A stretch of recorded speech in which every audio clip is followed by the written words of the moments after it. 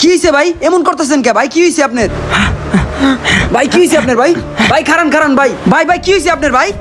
পানি খাবেন ভাই? পানি? আচ্ছা ভাই একটু বসেন, আমি পানি নিয়ে আসতেছি ভাই। এখানে বসেন ভাই, আমি পানি নিয়ে আসতেছি। ভাই ভাই ভাই একটা 2 লিটার পানি দেন তো ভাই, আমার রিস্কে একটা লোক অসুস্থ হয়ে খুব খারাপ অবস্থা ভাই। একটু তাড়াতাড়ি ভাই 2 লিটার একটা পানি দেন তো ভাই। লোক অসুস্থ হয়ে পড়ছে?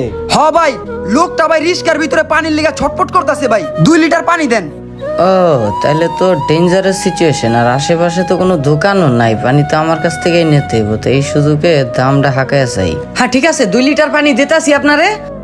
হ্যাঁ কিন্তু ভাই এটার দাম পড়বো 600 টাকা।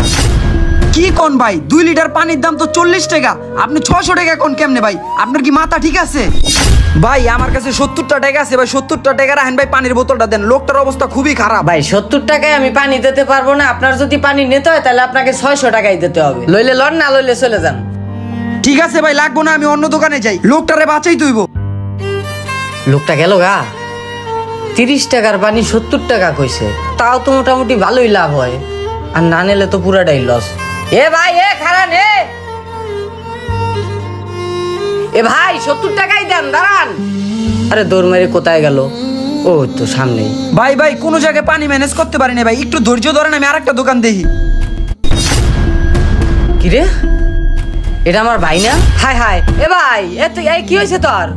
এ ভাই আপনি যদি আগে কইতেন যে আমার ভাইয়ের সমস্যা হয়েছে তাহলে তো আমি পানি ফ্রিতেই দিয়ে দিতাম। এটা আমার আপন বড় ভাই। এরে কি হয়েছে তোর? ও এটা আপনার ভাই? আপনার ভাই থেকে পানিটা ফ্রিতে দিয়ে দিবেন, আর অন্য মানুষের লেগে 600 টাকা পানির বোতল। আপনাদের মতো অসাধু ব্যবসায়ীদের জন্য আজকে আমাদের দেশের এই অবস্থা। কোনো একটা দুর্যোগ এলে আপনারা সব জিনিসের দাম বাড়ায় দেন। আপনাদের মতো মানুষের জন্য আজকে মানুষের প্রতি মানুষের মায়া কমে গেছে। মানুষের বিপদে আর মানুষ এগিয়ে আসতে চায় না। ভাই আমি আসলে বুঝতে পারি না যে সিচুয়েশনটা এরকমের হয়েছে। আমি যদি বুঝতাম তাহলে তো পানি আমি ফ্রিতেই দিয়ে দিতাম। পরের জন্য কুয়া খুদলে ওই কুয়ার বিটে নিজেরই পড়তে হয়।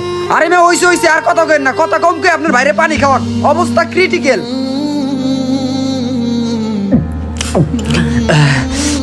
ভাই ঠিক আছিস তুই?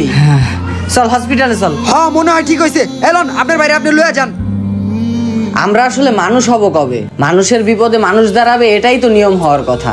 কিন্তু তার বদলে আমাদের দেশের মানুষ কোনো বিপদ দেখলে সেটাকে ভিডিও করা এবং সেটা থেকে ফায়দা নেওয়াটাই বেশি জরুরি মনে করে।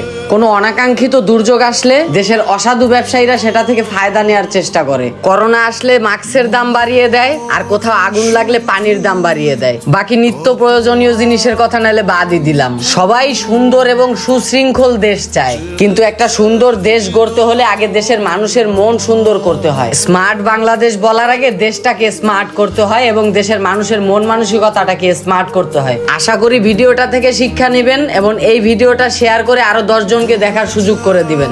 ধন্যবাদ সবাইকে।